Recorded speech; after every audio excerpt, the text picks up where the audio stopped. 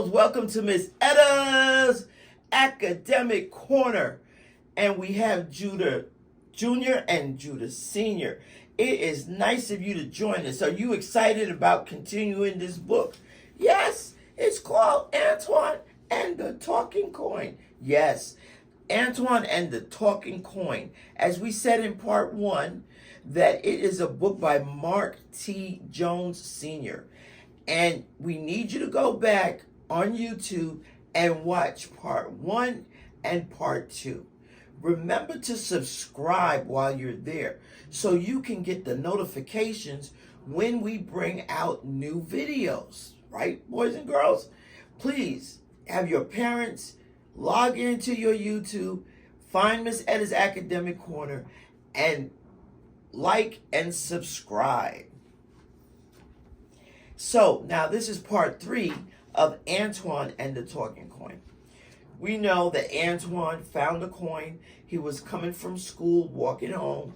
The coin, he rubbed it. The coin told him 3 different things. He was excited. He went home. He didn't tell his mom. He waited the next day. He was anxious to hear what the coins had to say. So when he rubbed the coin told him about making money while you sleep.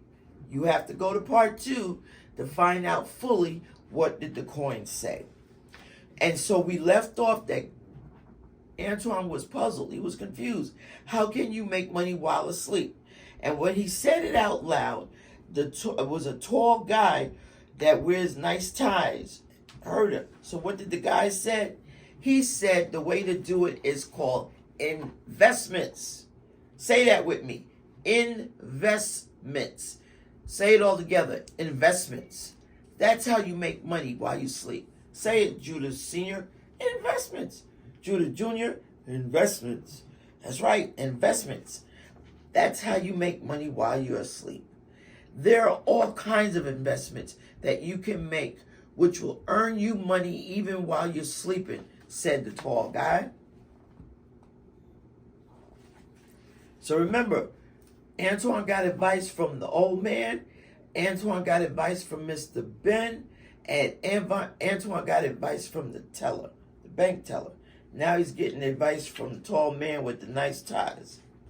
Antoine discovered that the tall guy was a stockbroker who worked in one of the big buildings downtown.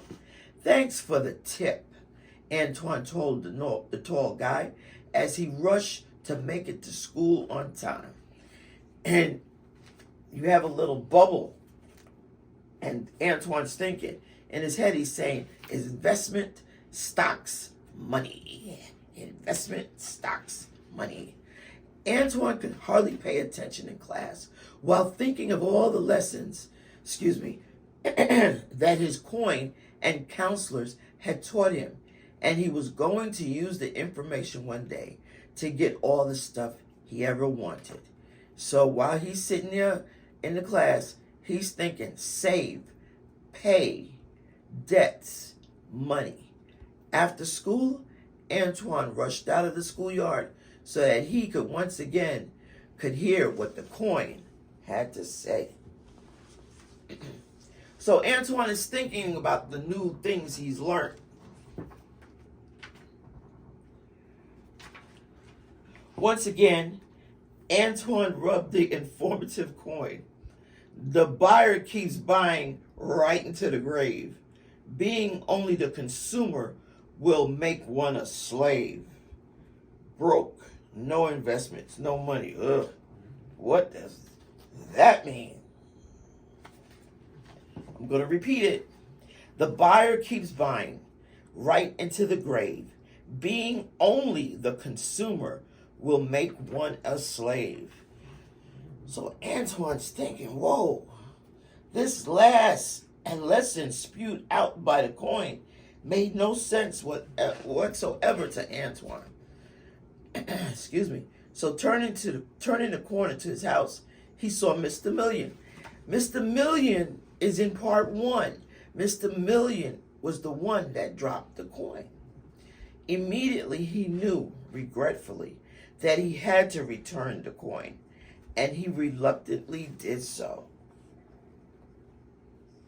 So he knew it belonged to Mr. Million.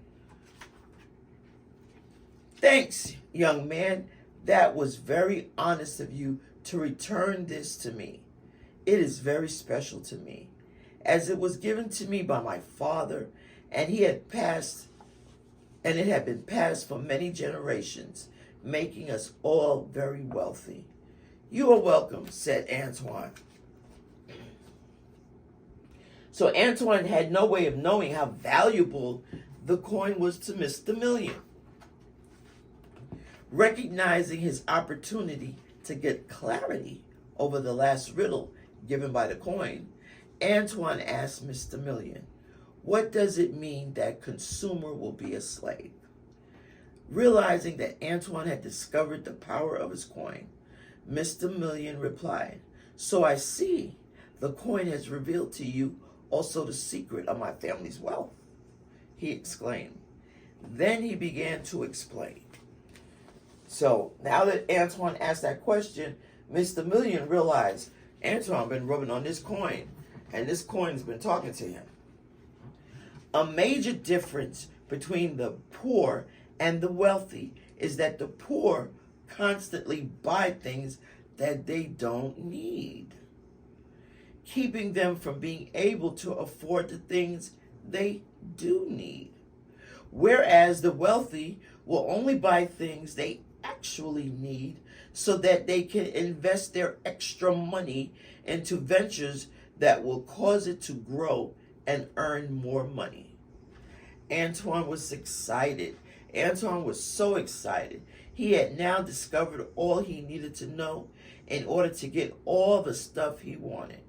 However, because of all that the coin and his counselors had taught him, he decided to one day use his wisdom to only buy the things he and Mama needed and invest the rest so that his kids could have a better life than he did.